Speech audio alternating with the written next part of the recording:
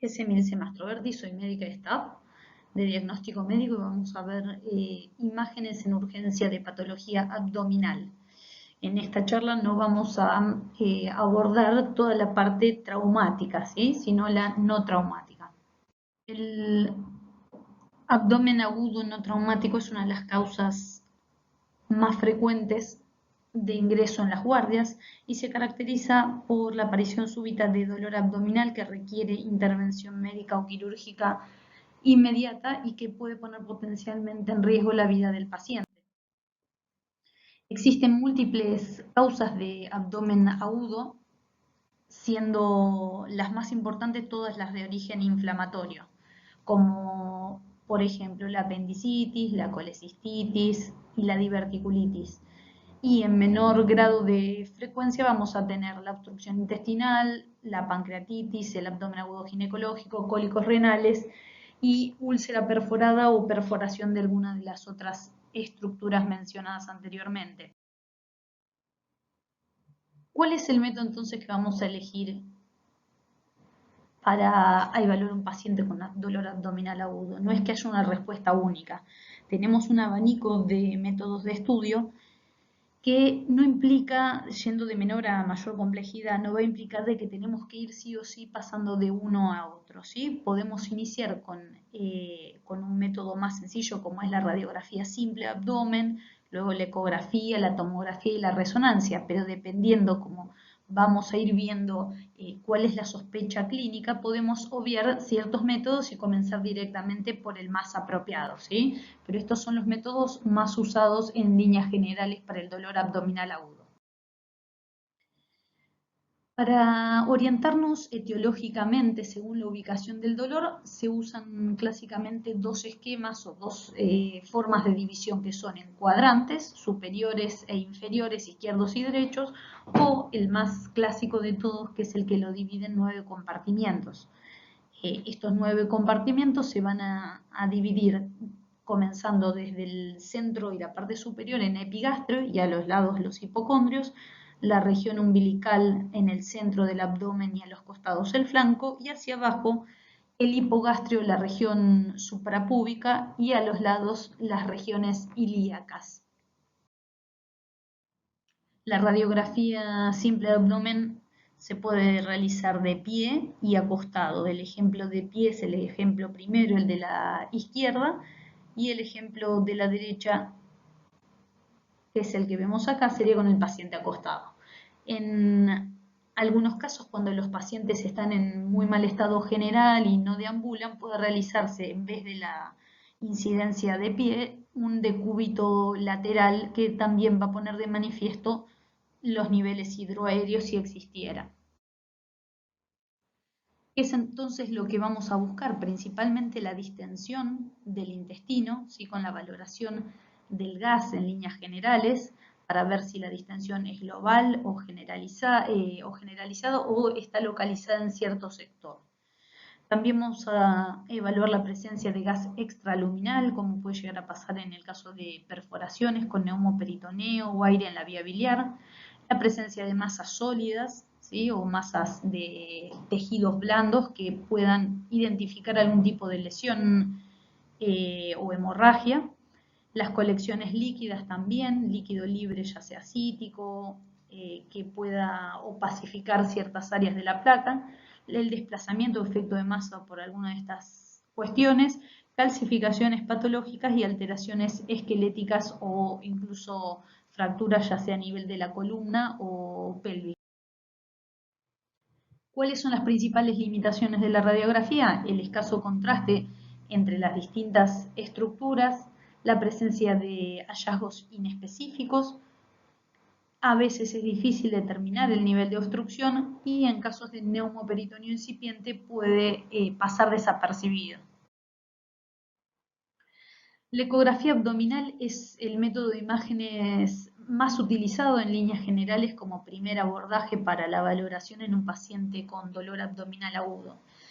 La ventaja es que nos va a permitir justamente explorar la totalidad del abdomen, si obviamente así lo necesitamos hacer, valorar la reacción a la compresión, como puede ser, por ejemplo, presionando sobre la región vesical en el hipocondrio derecho, que es lo que sería la presencia del signo de Murphy, si hay dolor ante la compresión. Valorar en vivo y en directo el peristaltismo intestinal. Complementariamente se puede hacer ecografía de partes blandas o transvaginal, si la clínica nos lleva a pensar en eso. Y lógicamente nos va a permitir interaccionar con el paciente. Preguntarle desde cuándo comenzó con los síntomas, dónde le duele, si está operado y demás, cosa que es muy valiosa porque no siempre contamos con esa información. Es el método de elección además en los cuadros de dolor abdominal del hipocondrio derecho, es decir, en general lo que es la patología hepatobiliar, y en los niños y en las embarazadas, lógicamente, por la no utilización de radiaciones ionizantes. ¿Cuáles van a ser las principales limitaciones? Es un método que es francamente operador dependiente, es decir, la experiencia del médico que está haciendo el estudio va a ser clave para poder definir un cuadro de dolor abdominal. A su vez, cuando el paciente está muy distendido, ese aire dificulta el pasaje del ultrasonido para poder obtener una imagen clara de la patología. Cuando tenemos pacientes obesos también lo que hace es aumentar el espacio de la distancia que hay entre el transductor y la superficie valvar, con la consecuente pérdida de resolución del estudio, y algo parecido a lo que sucede con el aire pasa en la patología subcostal, que puede ser más difícil de...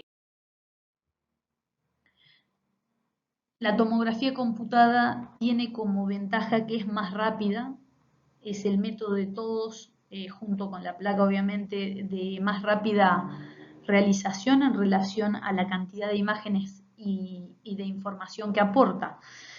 A diferencia de la ecografía no tenemos interferencia en líneas generales, bueno, del aire nada, pero del hueso tampoco. Sí puede ocurrir con los metales que interfieren, en el sentido de que pueden dar artificio. Pero a diferencia de la ecografía no es un método operador dependiente, nos permite la posibilidad hoy en día con el equipamiento moderno de hacer reconstrucciones multiplanares en cortes coronales y sagitales. La adquisición, como ya sabrán, se hace siempre en cortes axiales de espesor variable, sí, idealmente de menos o de al menos 2 milímetros de espesor, y luego eso se estaquea y se hace el reformateo en otros planos, que hoy en día en realidad no son solamente coronales y sagitales. ¿Cuál va a ser o cuáles son las principales limitaciones de la tomografía? La más importante de todas es la radiación, ¿sí? La cual hay que tratar de controlar en el sentido de no utilizarla de más en pacientes que no requieren un estudio tomográfico, de no realizar reiteración de estudios tampoco cuando no tienen una indicación clara. Y en algunos casos otra limitación es la obesidad mórbida, que en realidad lo que genera, por un lado, va a ser un deterioro en la calidad o en la definición de las imágenes, y por el otro lado la limitación que tenemos de la camilla del tomógrafo, que puede o no soportar el peso del paciente. Los equipos más nuevos tienen bastante límite para el tope máximo de peso, pero siempre hay que tenerlo en cuenta para no romper el equipamiento. Después tenemos algo que es controversial, que es el exceso de información, que a veces lo que puede llegar a pasar es que hay tanta cantidad de datos que uno se puede perder o perder el foco de lo que se está buscando de tanta información que hay, ¿sí? Pero bueno, con los años uno va aprendiendo a focalizar justamente en la patología de consulta aguda. Y el otro importante es cuando se usa el contraste iodado, ¿sí? Por el riesgo de reacciones alérgicas que pueden llegar a producir, que si bien hoy en día con los contrastes iodados eh, que se utilizan, que son de baja osmolaridad, estos riesgos son mucho más bajos, pero existen, por lo tanto hay que tenerlos en cuenta y los pacientes tienen que firmar el consentimiento informado.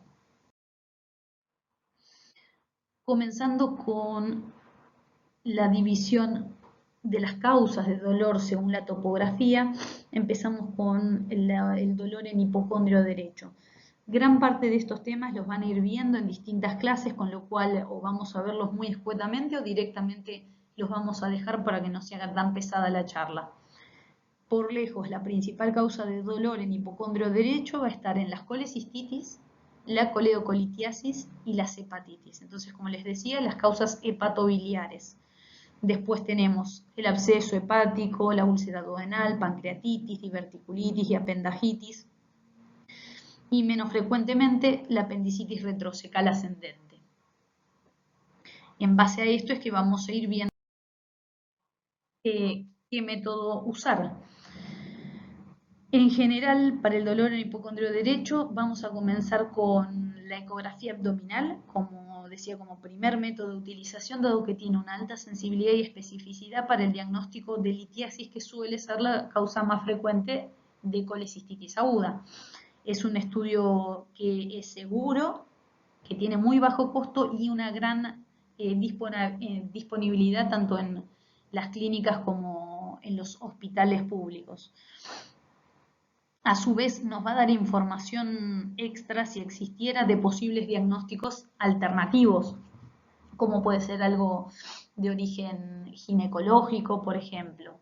La tomografía computada, si bien es el método de segunda línea, en algunos casos puede complementarse cuando el estudio ecográfico no es claro. Lo mismo sucede con la resonancia, la colangioresonancia en forma complementaria. El absceso hepático es una colección localizada a nivel del hígado de pus y dentro de un área, como decía, focalizada. El mecanismo se da por extensión directa en la vía biliar, que serían las colangitis, a través del tracto gastrointestinal por vía porta, como puede ocurrir en el caso de las apendicitis y las diverticulitis, y en las endocarditis mucho menos frecuentemente por diseminación hematógena. Generalmente se da por proliferación de gérmenes anaerobios y en el 90% de los casos el diagnóstico lo vamos a poder hacer con la ecografía. La tomografía, sin embargo, suele utilizarse cuando se va a hacer algún procedimiento de intervencionismo o cuando se sospeche que la causa de ese absceso puede estar fuera del propio hígado, como decíamos en el caso de las apendicitis, por ejemplo. La valoración ecográfica del absceso hepático es igual que la del absceso en casi cualquier otra patología y la vamos a ver como una gran imagen en este caso, hipoecogénica, heterogénea, con esos focos ecogénicos en su interior y que corresponden a ese contenido denso o purulento. Ese mismo paciente se le realiza una tomografía y vamos a ver lo mismo que en el lóbulo hepático derecho, en este estudio que está realizado con contraste endovenoso, como vemos en la aorta y en el corazón, y vemos esta formación entonces hipodensa, heterogénea, multiloculada, son todos esos foquitos chiquititos de pus, y que vemos también que tiene un poco de derrame pleural y un poquitito de líquido ascítico circundante, ¿sí? Otro ejemplo de absceso hepático, también por tomografía, con un septo, ¿sí? Con un poco de nivel, esos ecos en suspensión por el contenido espeso, y otros dos ejemplos tomográficos. Acá a la izquierda con un nivel hidroaéreo, ¿sí? Hipodenso, con realce de la pared, que es una pared relativamente gruesa, y vemos acá también la presencia de derrame pleural. ¿Sí? Recuerden que lo vemos por detrás de la hoja pleural que realzó con contraste. Y en este ejemplo, otro absceso en el lóbulo hepático izquierdo, donde vemos también un nivel hidroaéreo por otro absceso. Dentro de las causas de dolor en hipocondrio izquierdo, las más importantes van a ser la gastritis y la diverticulitis o las colitis. Después hay otras causas como el infarto y absceso esplénico, anemia celular falciformes, las úlceras gástricas también. Esta parte de temas tienen una charla puntual, ¿sí? Pero repasando un poco, el infarto esplénico puede producirse por enfermedad embólica, ya sea de origen cardíaco o también por aterosclerosis, arteritis, enfermedades mieloproliferativas secundarios a pancreatitis o anemia de células falciformes. En los estudios de imágenes, ¿cómo vamos a ver a un infarto esplénico? Generalmente los infartos esplénicos se van a ver como imágenes de aspecto triangular, periférico o subcapsular y que se dirigen con un vértice hacia el hilio del órgano, ¿sí? al hilio esplénico. Este es un ejemplo de una tomografía contrastada también, donde vemos esa imagen triangular en una reconstrucción coronal, donde vemos además que está en el contexto de un paciente que tiene esplenomegalia, ¿sí? Comparen el hígado y comparen el vaso y vemos que incluso el vaso impresiona estar un poco de mayor tamaño que el hígado, ¿sí? Lo cual es patológico. Otro ejemplo en corte axial con contraste, este defecto de relleno secundario a infarto esplénico. Otro ejemplo más bien clásico, el defecto de relleno triangular de base subcapsular. Y acá un infarto de mayor tamaño. Y por ecografía en esta imagen, una imagen más heterogénea en el parénquima esplénico a nivel del polo superior. En el caso de los abscesos esplénicos, como les decía, se ve muy parecido al del hígado, pero en el vaso, y en este caso vamos a ver una colección hipodensa que realza únicamente en sus paredes que son gruesas, y que puede tener niveles hidroaéreos o burbujas aéreas por la presencia de los anaerobios. Ecográficamente también vamos a ver como una imagen hipo o anecoica dentro del parénquima del vaso. Dentro de las causas de dolor en fosa ilíaca derecha, por lejos, la principal causa va a ser la apendicitis, pensando que también tenemos otras causas como la ileocolitis, la apendicitis epiploica, diverticulitis secal y varias causas más, algunas de las cuales vamos a ver ahora. Comenzando por la apendicitis aguda, es la inflamación entonces del apéndice secal que se produce por obstrucción de su luz, que generalmente se da a causa de un fecalito o apendicolito, o que puede también ser secundaria hiperplasia linfóidea. Esto, luego de la obstrucción, se genera una infección sobreagregada que va a generar luego inflamación de las paredes con engrosamiento y edema de las mismas. Y en estadios más avanzados vamos a ver abscesos murales múltiples con microperforaciones. Eso va a hacer que la grasa perisecal y periapendicular se inflame y que haya potencialmente gangrena o perforación con formación de abscesos periapendiculares y posible peritonitis. En las apendicitis aguda, como consecuencia de la inflamación, lo que vamos a ver es un aumento del diámetro del calibre apendicular que normalmente debe ser menor a 7 milímetros. Cuando miden por encima de 9-10 milímetros, obviamente está francamente patológica, y generalmente entre 7 y 9 milímetros se puede considerar como indeterminado si no tiene ningún otro síntoma asociado, sin ninguna otra alteración más que síntoma, como puede ser la alteración de la grasa adyacente, la presencia de ganglios inflamatorios o de líquido libre, ¿sí?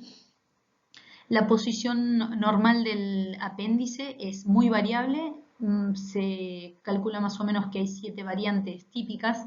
La más común es la retrocecal ascendente, que abarca más del 60% de las ubicaciones, ¿sí? ¿Y cuál es el problema de esto? Que es una de las que son más difíciles de valorar ecográficamente, justamente por estar detrás del del colon, del gas del colon, es esta que vemos ahí. La otra que le sigue en frecuencia es la ubicación pélvica, que corresponde más o menos a 1/3 de los casos, y luego tenemos la infracecal.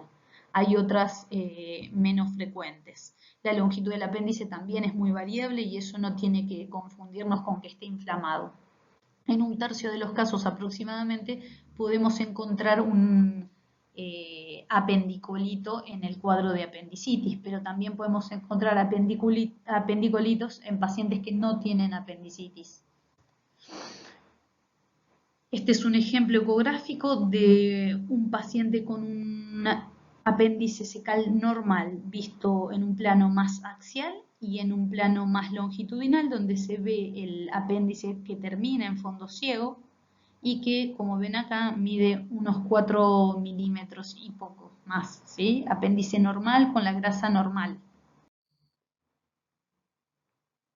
En este caso vamos a tener una ecografía donde podemos observar claramente el engrosamiento de las paredes del apéndice con pérdida de la diferenciación de los distintos estratos y vemos la presencia de apendicolitos, en realidad más de uno, pero acá se ve claramente con la sombra acústica posterior, ¿sí?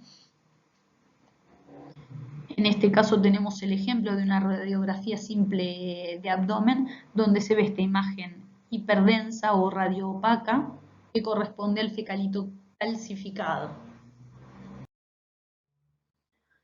Otro ejemplo ahora de una apendicitis aguda no complicada.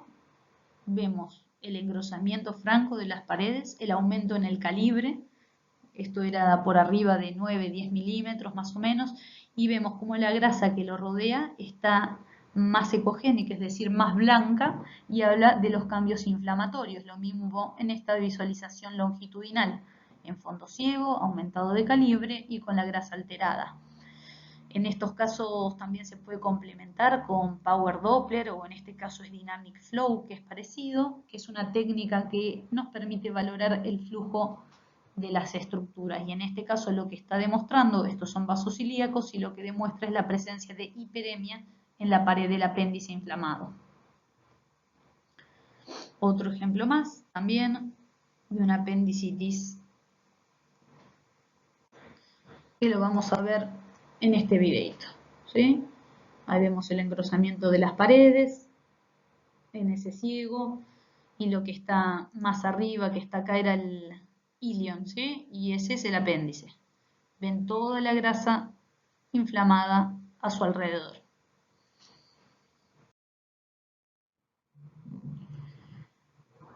La ecografía versus la tomografía. Es muy debatible si entre un paciente con supuesta apendicitis le piden la ecografía o la tomografía. Si uno como médico clínico tiene un buen equipo de ecografía, ¿no? Un equipo de diagnóstico por imágenes, generalmente se pide como primer método la ecografía, ¿sí? Porque en manos de un buen médico imagenólogo, el rédito es bastante elevado, de entre el 75 al 90%. En cambio, la tomografía va a tener una sensibilidad y especificidad mayor. Sin embargo, como decíamos, por un tema de radiación, tratamos de limitarlo a ciertos casos donde por ahí por el hábito constitucional del paciente, si es muy gordo, la ecografía es dificultosa, o cuando hay sospecha de complicaciones también se va a preferir la tomografía en relación a la ecografía. El protocolo por tomografía incluye la administración habitualmente de contraste oral o menos frecuentemente, si no se puede oral, se puede hacer rectal, y endovenoso. Los cortes suelen ser los axiales de menos de 5 milímetros, como les decía, idealmente de 2,5 milímetros, y la realización de tomografía computada multidetector con reconstrucciones multiplanares para una mejor valoración de los hallazgos. Ejemplos de apendicitis aguda, 2 cortes de tomografía axiales, uno a reconstrucción sagital y la ecografía. Comenzando con las imágenes en axial, vemos este apéndice secal que está inflamado, la grasa la vamos a ver sucia, que se dice, es decir, reticulada o con esas áreas más densas, más reticuladas. Si ustedes comparan la grasa de la fosa ilíaca derecha versus la fosa ilíaca izquierda, ven cómo está mucho más negra en comparación con esta. Eso es por la inflamación que el proceso apendicular está generando.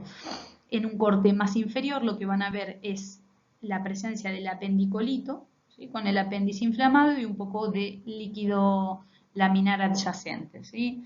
En esta reconstrucción sagital se ve claramente el apendicolito, el apéndice dilatado, proyectado hacia arriba, es decir, en una ubicación retrocecal ascendente, y con un poco de líquido laminar. Lo mismo por ecografía, parecido a los casos que ya habíamos visto. En algunas ocasiones, cuando el cuadro está más avanzado, podemos encontrar cuadros de apendicitis perforada, como en este, donde vamos a ver la presencia del apendicolito, en esta imagen superior en cortes axiales, esa imagen bien densa que corresponde al calcio, y acá vemos el propio apéndice inflamado. En esta reconstrucción lo mismo. Si ustedes prestan atención, en la parte más proximal o cerca de la base el apéndice no está tan grueso, pero sí lo está en su parte más distal. Piensen también que muchas veces cuando se perfora hay una descompresión con una disminución del calibre de ese apéndice que inicialmente estaría más distendido. Y en este caso estamos comprobando justamente la presencia de las burbujas aéreas por fuera de la luz del intestino, con franca alteración de los planos grasos de esta apendicitis perforada. En los ejemplos de ecografía, el aire corresponde el aire extraluminal de neumoperitonea, estas burbujas hiperecogénicas con sombra sucia que se dice, es decir, no es esa sombra negra que habitualmente tenemos cuando hay calcio, ¿sí? Eso es aire fuera de la luz intestinal, neumoperitoneo en una apendicitis perforada. Otro ejemplo de apendicitis aguda, lo mismo, un apéndice secal inflamado, con alteración de la grasa, pero empezamos a ver bastante más cantidad de líquidos si comparamos con los otros estudios, ¿sí? Acá lo mismo, con el apendicolito, más líquido acá sobre la gotera parietocólica derecha. En este caso lo que está comenzando a formarse son colecciones líquidas incipientes. En un ejemplo ecográfico podemos ver lo mismo, el apéndice secal que estaba inflamado con la presencia de una solución de continuidad en la pared del mismo y con colecciones líquidas perisecoapendiculares, ¿sí? Acá vemos una banda de líquido más fina y no tan organizado como en el ejemplo superior. ¿Cuáles son los diagnósticos diferenciales principales de la apendicitis aguda? Algunos los mencionamos en el recuadro inicial, pero dentro de los que le siguen también tenemos las enteritis, como en el Crohn, adenitis mesentérica, la diverticulitis derecha, mequelitis, mucoceles apendiculares, apendajitis epiploica, infarto o mental, y después vamos a tener causas ginecológicas y urológicas, ¿sí?, que también van a tener su clase dentro de lo que es la enfermedad de Crohn como posible diagnóstico diferencial. Vamos a tener la inflamación principalmente por afectación del ilion distal, ¿sí?, que a veces puede llegar a confundir incluso por ecografía, ¿no?, a una inflamación del intestino. La diferencia que vamos a tener es que el ilion es una estructura que es mucho más larga, como ustedes saben, y el apéndice secal tiene un inicio y un fondo ciego. Este caso era un paciente de 21 años, un varón, con también dolor en la fosa ilíaca derecha, y que lo que encontrábamos como único hallazgo era la alteración del último cilial, junto con la reticulación de la grasa y algunos ganglios, ¿sí?, que en el corte o reconstrucción coronal lo vemos acá. Fíjense que es parecida a la imagen ecográfica, pero en este caso se ve un gran engrosamiento, algún ganglio dentro de la grasa mesentérica que está alterada con signos de hiperemia, y no es una asa ciega a diferencia de la apendicitis.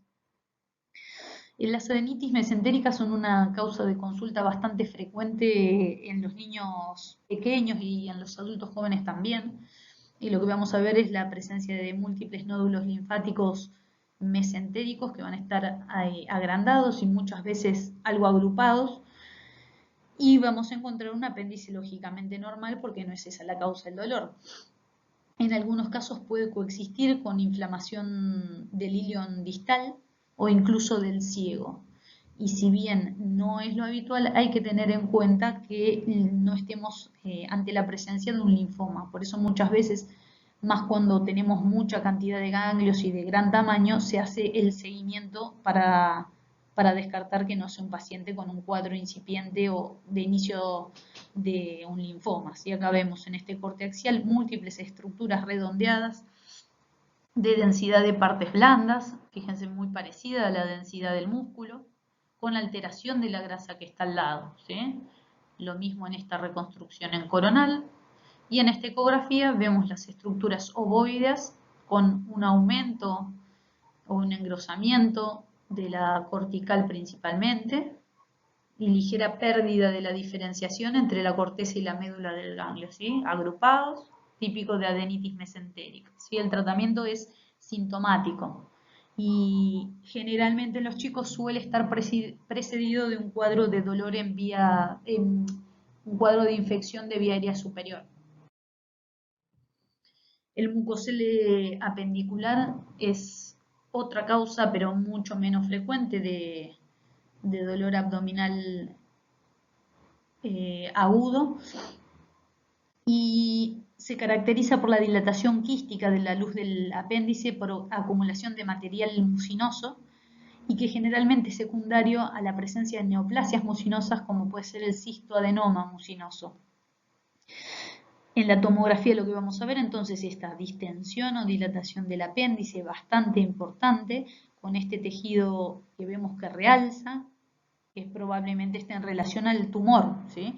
Este es un ejemplo de una pieza quirúrgica con la comparativa de la ecografía, donde también vemos bien distendido el apéndice. Y una reconstrucción coronal también donde muestra ese refuerzo o realce distal en el apéndice, producto de una neoplasia mucinosa de base. El infarto omental es una causa rara de abdomen agudo que se da por compromiso de la irrigación del epiplón mayor, y la presentación clínica habitualmente es algo inespecífica, aunque suele ser también bastante puntual el dolor. No tiene la clásica presentación de Murphy como tiene la cronología de Murphy, como tiene la apendicitis, y esto en general, al igual que otra patología que vamos a ver que es la apendicitis epiploica,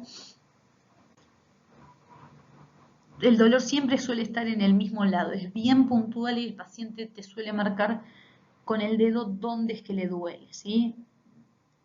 Lo que vamos a ver por la tomografía es esa masa superficial, es heterogénea, como si fuera de densidad grasa, bien por debajo del peritoneo parietal, y bastante fusiforme habitualmente, de tamaño que puede ser variable, y algunos factores predisponentes para el desarrollo son la obesidad y luego de las cirugías también por un trastorno del flujo arterial. Este es un ejemplo ecográfico, este es el sitio donde el paciente estaba marcando que le dolía, y viendo con transductor lineal, como se puede ver en esta ecografía, claramente vemos la alteración del tejido graso por debajo del peritoneo. ¿Sí? Una imagen focalizada de densidad grasa, un infarto omental. El tratamiento del infarto mental es simplemente analgesia y antibiótico terapia en la mayoría de los casos. Los cuadros de dolor en fosa ilíaca izquierda, por lejos también la principal causa va a ser la diverticulitis, aunque, bueno, vamos a otras causas, ¿sí? Los divertículos son evaginaciones oculares de la mucosa y de la submucosa a través de las distintas capas y de la muscular de la pared del colon. La ubicación más frecuente de los divertículos es a nivel del colon sigmoide, pero pueden estar en todo el marco colónico. Al igual que en las apendicitis, se va a producir por la obstrucción de la luz de ese de ese divertículo y la consecuente inflamación. Generalmente se da en pacientes grandes, aunque puede verse también incluso en pacientes más jóvenes. Los pacientes que se presentan con diverticulitis habitualmente tienen diverticulosis, es decir, la presencia de múltiples divertículos en el colon. Ecográficamente vamos a ver la inflamación de la grasa pericólica y el engrosamiento de la pared del propio colon. Puede complicarse a veces con la formación de abscesos, de peritonitis, fístula o incluso de obstrucción. Si bien la ecografía suele ser el principal método de valoración, muchos de los casos se complementan con tomografía y no es por un tema únicamente de sensibilidad para detectar la diverticulitis en sí, sino más que nada para valorar los cuadros complicados de diverticulitis, como puede ser la formación de colecciones que van a requerir, cuando son muy grandes, en general de más de 3 centímetros, pueden llegar a requerir no solo antibiótico-terapia, sino también un drenaje percutáneo. El protocolo, al igual que el de la apendicitis, es la administración de contraste digestivo, digamos, ya sea oral o rectal y endovenoso, con cortes lo más fino posibles y reconstrucción multiplanar. En este caso tenemos ejemplo de diverticulitis aguda, donde vemos el colon, ¿sí?, claramente, y una imagen diverticular con alteración de la grasa circundante. Y lo mismo en este caso, un divertículo con la grasa inflamada. Y acá también lo que se ve es el engrosamiento de la pared del colon, por supuesto.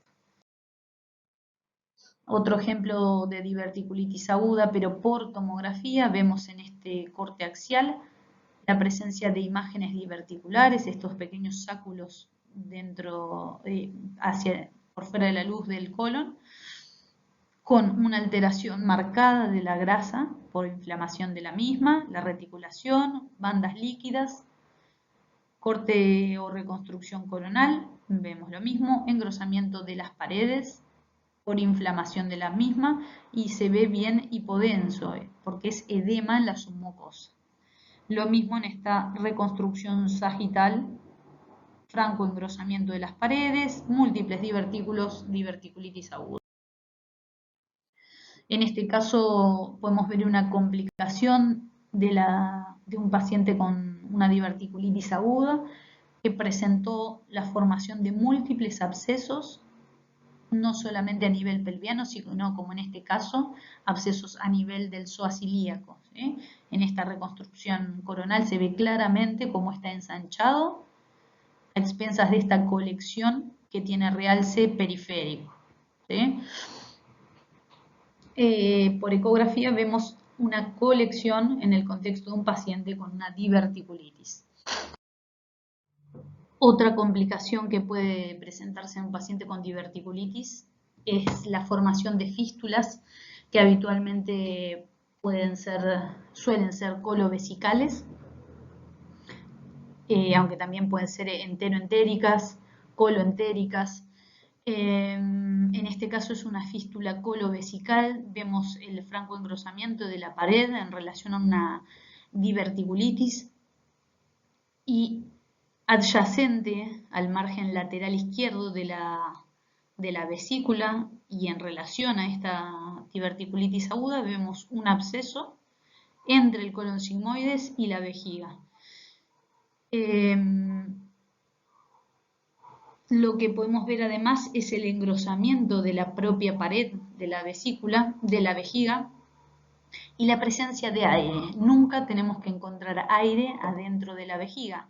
¿En qué situaciones pueden estar? Cuando estamos con un paciente sondado, en ese caso sí puede llegar a haber, en las cistitis enfisematosas o, como en este caso, en la presencia de una fístula, ¿sí?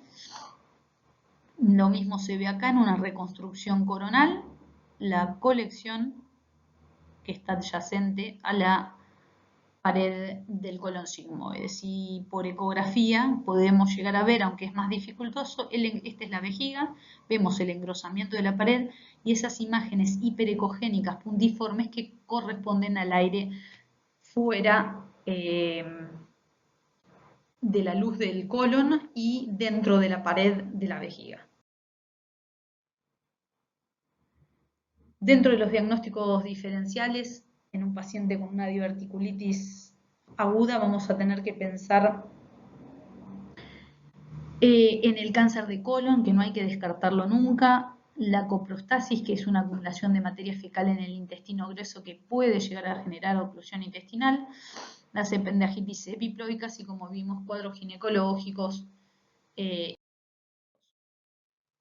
La apendicitis epiploica por ahí es un término que no escucharon nunca, pero es más frecuente de lo que creen. Los apéndices epiploicos son esas formaciones de grasa que se ven periculadas cubriendo la serosa del colon y que en situaciones normales o habituales no se ven, se ponen de manifiesto en el contexto de pacientes como en la imagen tomográfica de este lado, donde tenemos mucho líquido asítico y eso hace que literalmente estos apéndices epiploicos, como son grasos, o sea, los ven muy hipodensos, más hipodensos que el líquido, aparezcan como flotando dentro de ese líquido, ¿sí?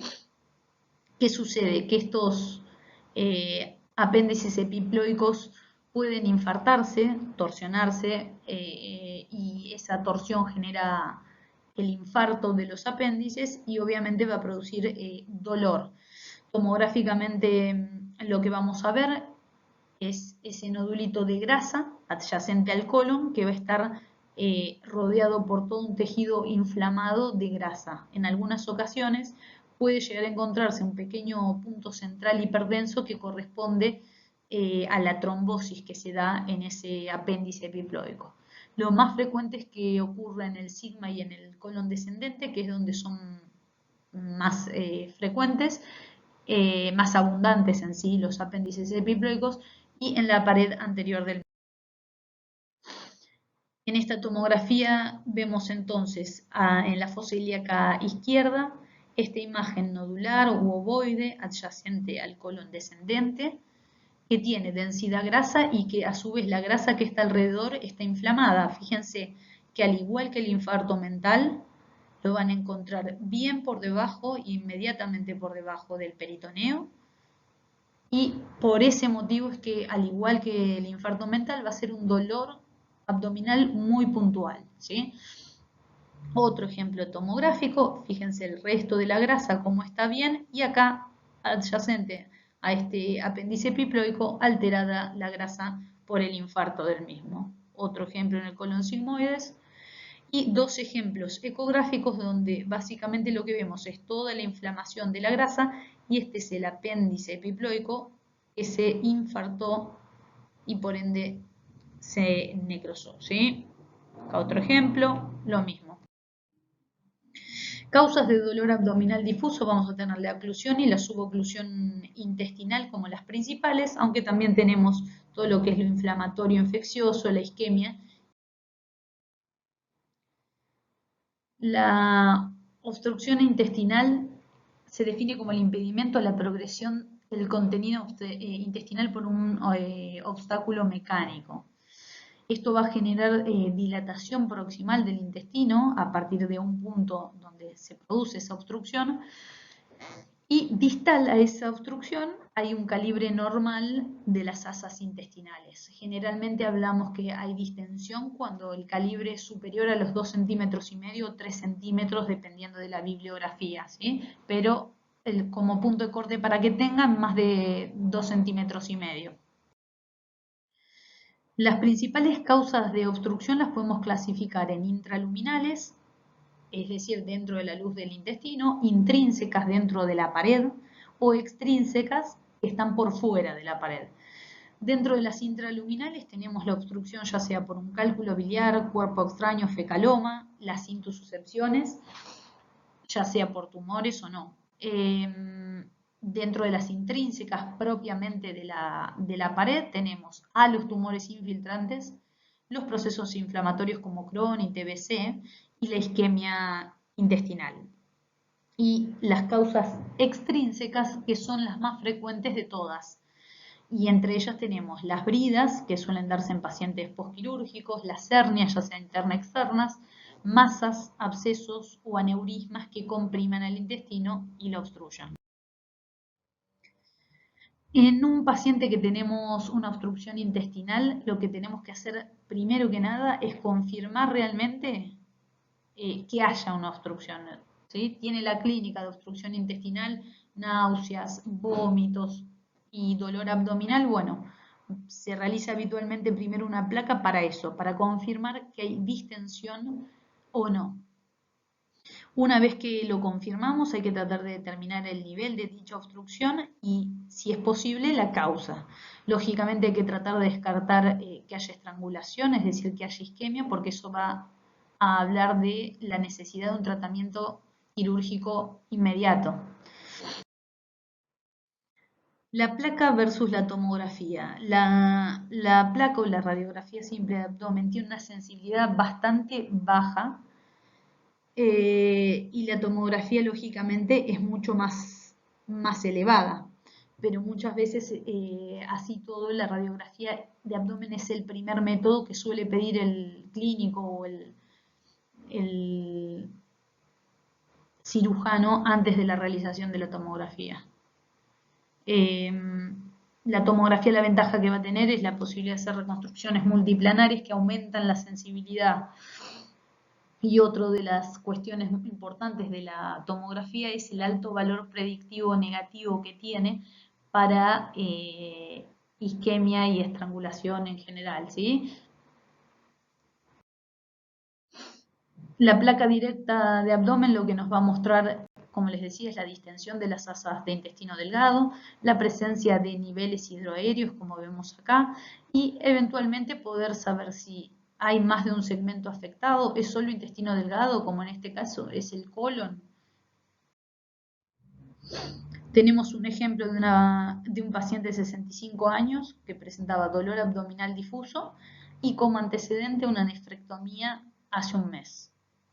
Como pueden ver, hay una franca distensión de las asas de intestino delgado en esta radiografía acostado y en esta radiografía de pie, donde vemos los niveles hidroaéreos, las pilas de monedas. ¿Sí? Si ven acá, tienen la presencia de un catéter. Como les dije, le habían hecho una nefrectomía al señor.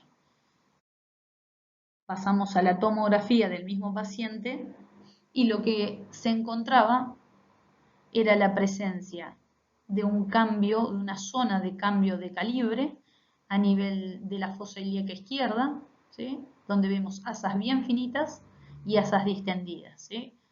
Aumentadas de tamaño, como les dije, por encima de los 2,5 centímetros, y sin una clara causa que pueda justificarlo, ¿sí? Este es el riñón derecho del paciente, ¿sí?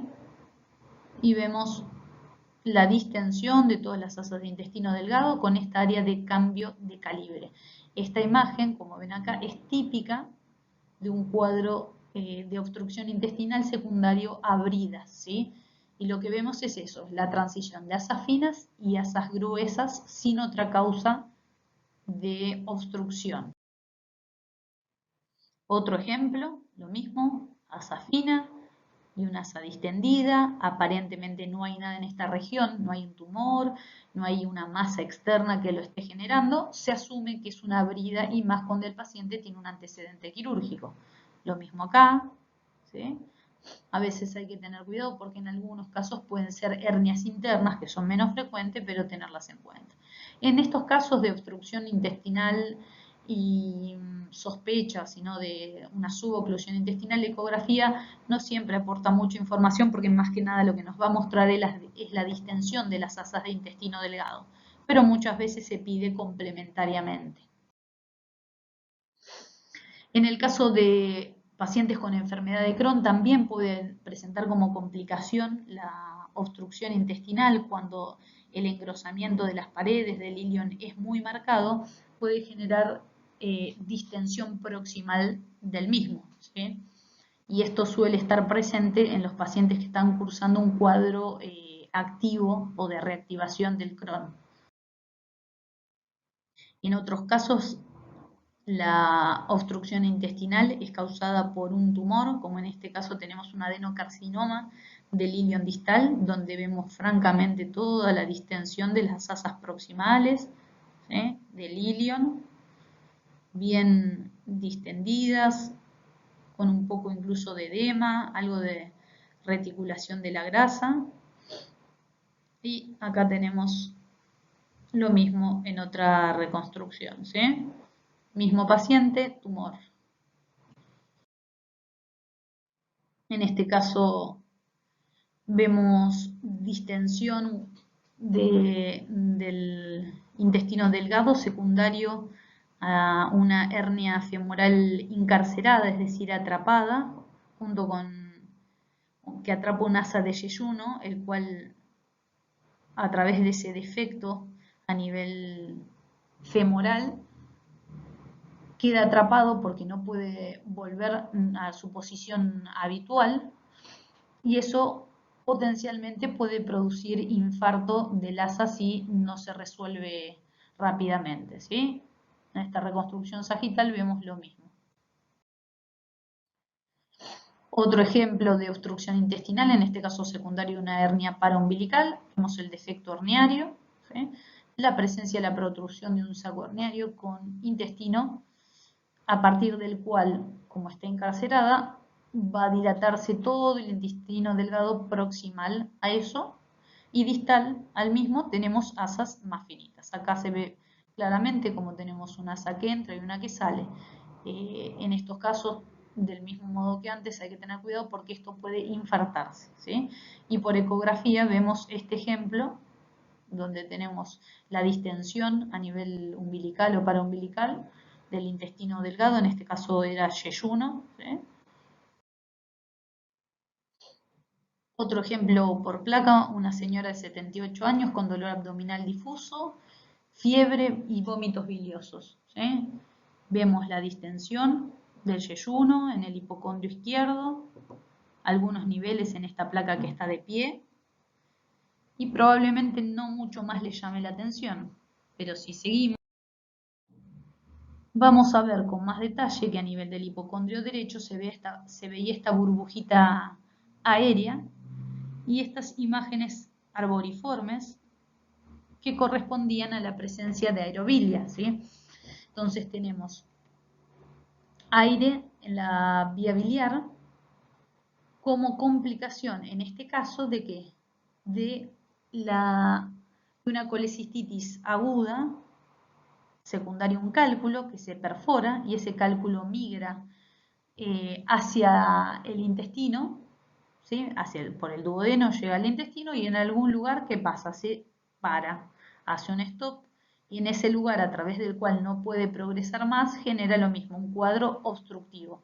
Entonces, el hilo biliar lo vamos a encontrar todos estos hallazgos. Un cálculo ectópico, un cálculo vesicular fuera de la vesícula en el intestino delgado, obstrucción proximal y la presencia de aerobilia que hacen lo que se conoce como triada de Rigler, ¿sí? Es una complicación poco frecuente de las litiasis biliares, pero no se... La intususcepción es la invaginación de un segmento del intestino en otro segmento de intestino contiguo. Es más frecuente que se den en los chicos y en los chicos pequeños, y en algunos casos puede actuar las adenopatías como cabeza para esa intususcepción, ¿sí? Entonces vamos a encontrar un asa de intestino delgado adentro de otra asa con su aumento, ¿sí?, adentro del otro asa, ¿sí? Entonces un gran quiste renal que no tiene importancia, y en esta reconstrucción coronal vemos lo mismo, ¿sí?, la presencia de un asa metida adentro de otro asa de intestino con su aumento, sus vasos y demás. En algunos casos estas intususcepciones pueden resolver espontáneamente, pero si no resuelven también pueden generar compromiso vascular. Es un ejemplo de tomografía donde vemos lo mismo, el asa que hizo la intususcepción rodeada del otro asa, este es el mesenterio graso, por eso se ve blanco, adentro de otra asa de intestino, y estos son los signos de hiperemia periférica. El vólvulo de sigma dentro de los vólvulos es el más frecuente, más que el de ciego, y se va a presentar con esta imagen típica en la radiografía simple que se la conoce como signo del grano de café, ¿sí? Y lo que vamos a tener es un giro o pliegue de un segmento del colon, en este caso obviamente del sigma, sobre su meso, ¿sí? Que es el mesosigma. Es más frecuente que se dé en pacientes ancianos y en esta imagen de la derecha es una reconstrucción del SCOUT, mejor dicho, un SCOUT que es el planeamiento sobre el cual se realiza los cortes de tomografía, ¿sí? Otras causas que pueden predisponer para el vólvulo de sigma son la constipación crónica con el abuso de laxantes, las dietas ricas en fibras y en nuestro país y en general en Latinoamérica, al Chagas.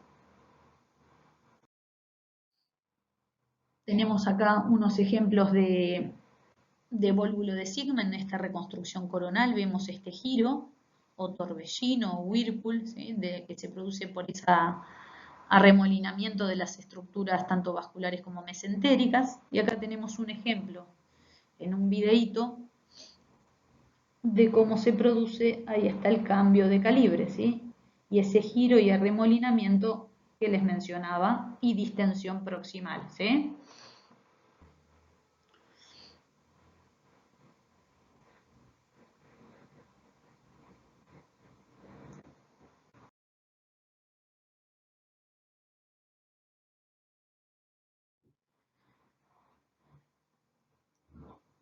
Un ejemplo ahora de vólvulo de ciego, también un SCOUT tomográfico con la reconstrucción coronal, donde vamos a ver en este caso cómo es el ciego ascendido en vez de su posición normal en la fosa ilíaca derecha hacia el hipocondrio izquierdo y vemos toda esta distensión con abundante contenido y que hay que tener mucho cuidado porque el ciego es bastante susceptible de perforarse, ¿sí? Entonces si no se trata adecuadamente puede generar una peritonitis focal.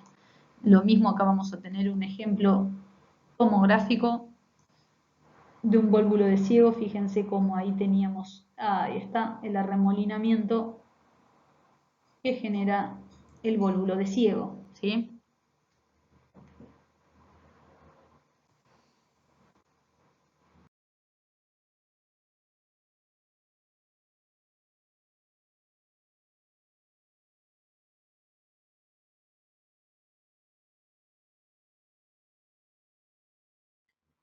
También podemos tener vólvulos de intestino delgado, ¿sí? Que son menos frecuentes, pero pueden existir.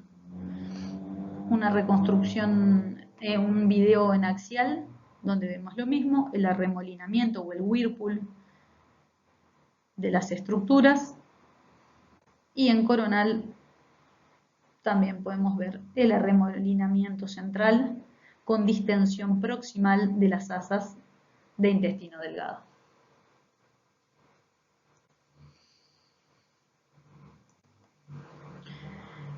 Un ejemplo de cómo quedaría el signo del remolino para que retengan esa imagen.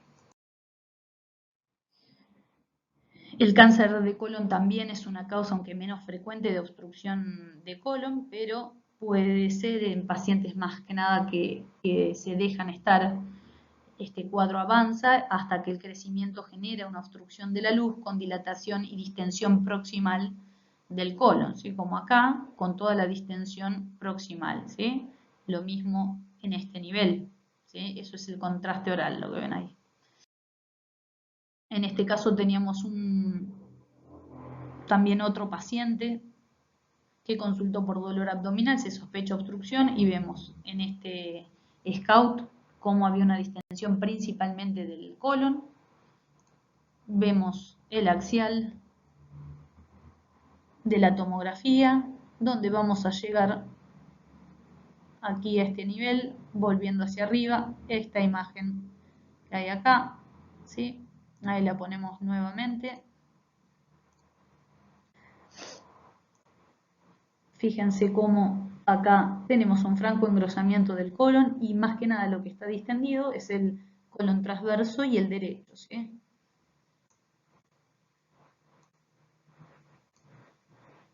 Lo mismo en este coronal.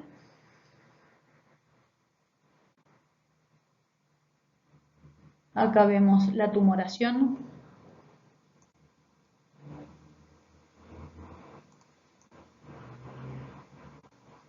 Fíjense ahí, esa tumoración proximal a la misma se distiende todo el colon y distal a la misma tenemos asas de colon de calibre normal, ¿sí? Fíjense acá el colon es normal, toda la distensión está de este lado.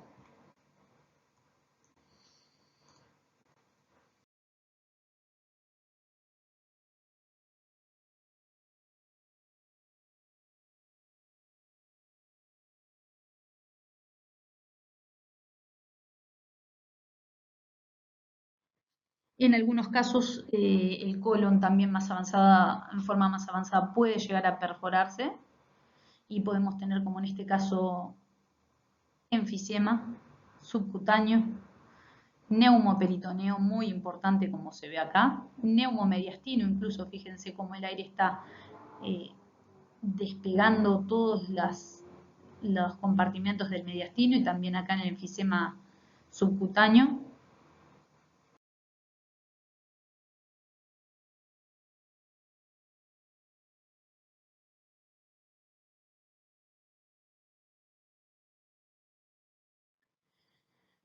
Bueno, a veces es difícil diferenciar si lo que estamos viendo es un cuadro de diverticulitis o estamos ante un paciente con cáncer. En líneas generales, cuando hablamos de diverticulitis aguda, lo que vamos a ver es inflamación pericólica con una afectación que es más extensa, como en este ejemplo de abajo a la derecha, ¿sí? No es tan focalizada. En cambio, en el cáncer, en las tumoraciones colónicas, vamos a encontrar engrosamientos de la pared que son más excéntricos, ¿sí? Más irregulares, como vemos acá, con afectación focal o segmentaria, y pueden haber ganglios patológicos más, en más cantidad y a veces más grandes que los que puede haber en un cuadro de diverticulitis. La isquemia intestinal puede ser dividida en aguda o crónica, ¿sí? Y es un cuadro que puede potencialmente poner en riesgo la vida del paciente y generalmente de una forma bastante rápida. Existen muchas causas y las principales causas de isquemia intestinal aguda van a ser las causas oclusivas y no oclusivas, ¿sí? Las más frecuentes son las oclusivas y dentro de ellas las vasculares, como puede ser la trombosis o embolia de la arteria mesentérica superior, en 2/3 de los casos, la trombosis de la vena mesentérica superior, 5 a 10%, disección aórtica y vasculitis como causas menos frecuentes. Y también puede haber patología extravascular, como puede ser la estrangulación, los vólvulos, hernias encarceradas, como habíamos visto. Y las no oclusivas tenemos la vasoconstricción generalmente secundaria hipovolemia, que se conoce como shock intestinal, por hipotensión, falla cardíaca, algunas drogas vasoconstrictoras, incluso traumatismos. También la isquemia intestinal, cuando es de origen crónico, suele estar asociado a cuadros de ateromatosis difusa o enteritis postactínica. Inicialmente suele haber un cuadro de hemorragia con necrosis y erosiones de la mucosa y ulceraciones que evoluciona a estenosis por necrosis de la submucosa y de la muscular. Cuando esto evoluciona, finalmente hay necrosis pero transmural con infarto. Cuadro franco de isquemia intestinal. La tomografía computada es el gold estándar y debe realizarse ante esta sospecha con contraste endovenoso. Sin embargo, ya la tomografía sin contraste, en la primera pasada que hacemos sin contraste, puede darnos bastante información, como puede ser el engrosamiento de la pared por el edema, que lo vamos a ver más hipodenso, o áreas de mayor densidad por hemorragia mural, podemos ver edema mesentérico, neumatosis intestinal, neumoperitoneo, calcificaciones vasculares y en algunos casos, pero más raros, puede verse el trombo hiperdenso. El contraste, como les decía, nos va a ser ideal porque lo que vamos a poder ver es si hay un stop en el flujo, ya sea arterial o venoso, y podemos ver lo que se conoce como el signo de la diana o target sign, que vamos a ver a continuación con unos ejemplos. A su vez podemos ver defectos en el realce de la pared del intestino que tienen que ver con la necrosis justamente de... En estos ejemplos tenemos dos tipos de signo de la diana. En este caso vemos un halo más interno que corresponde a hemorragia de la mucosa, con un halo de submucosa con edema, ¿sí? Y uno pequeño periférico que corresponde a la muscular y a la serosa más denso, ¿sí? En casos más avanzados lo que vamos a tener este signo de la diana hipodenso que se llama, y que en este caso vemos la luz, ¿sí? Y la submucosa que está francamente hipodensa por isquemia de la misma, ¿sí? Es muy común, y si ustedes comparan, este es el área isquémica y este es un área normoperfundida. Fíjense la diferencia en el realce de la mucosa de esta pared en relación a este, ¿sí? Otro ejemplo acá con engrosamiento franco de la pared, edema, ¿sí? Engrosada, hipodensa, y ya empieza en comparación con esta asa a tener menos realce, ¿sí? Hay compromiso vascular. Acá tenemos un ejemplo de una paciente muy añosa en mal estado general que ingresó a la terapia por dolor abdominal, tenía teromatosis básicamente en toda la aorta, como ven acá, trombos murales en la aorta, y acá tenía múltiples ateromas cálcicos en tándem que lo que van haciendo es disminuyendo la luz del mismo hasta que llega un momento donde no tiene un adecuado flujo, ¿sí? En este caso vamos a ver en un videito donde se ven múltiples hallazgos en relación a la isquemia intestinal, neumatosis portal, aire en la vía, aire en los vasos portales, ¿sí? Neumatosis intestinal en la pared del intestino, líquido libre, alteración de la grasa, y acá tenemos la arteria mesentérica superior donde se ve el trombo, incluso aire adentro de la luz del vaso.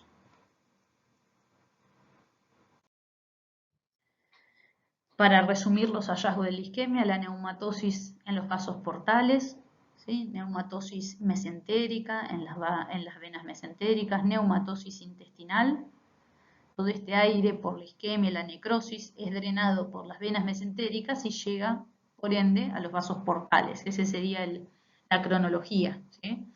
Acá lo mismo, la neumatosis intestinal, y acá vemos claramente cómo tenemos este nivel, ¿sí? Cuando ustedes ven esta imagen, nunca tenemos que tener aire por debajo de un nivel líquido, ¿sí? Por un tema de física. Si tenemos aire acá abajo, significa que está atrapado en la pared.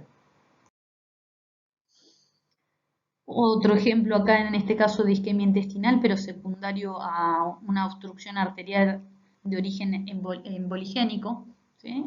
En este caso vemos todas las ateromas en los vasos ilíacos, ¿sí? De los dos lados, pero más que nada de la ilíaca izquierda. Entonces vemos que hay defectos de tipo isquémico también en los riñones, en el vaso, ¿sí? Todo acá estaba el edema de la pared, la isquemia.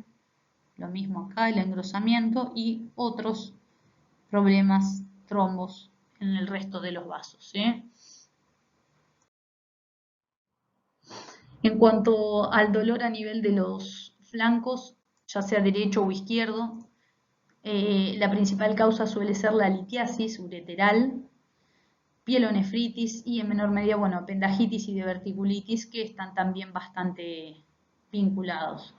Algunos ya dije, otros los van a ir viendo. Solamente para recordar, la surolitiasis, en este caso vemos la presencia de imágenes radiopacas en proyección del uréter. Acá tenemos una reconstrucción coronal donde podemos ver un cálculo enclavado a nivel del tercio medio del uréter derecho que genera dilatación proximal de la vía urinaria.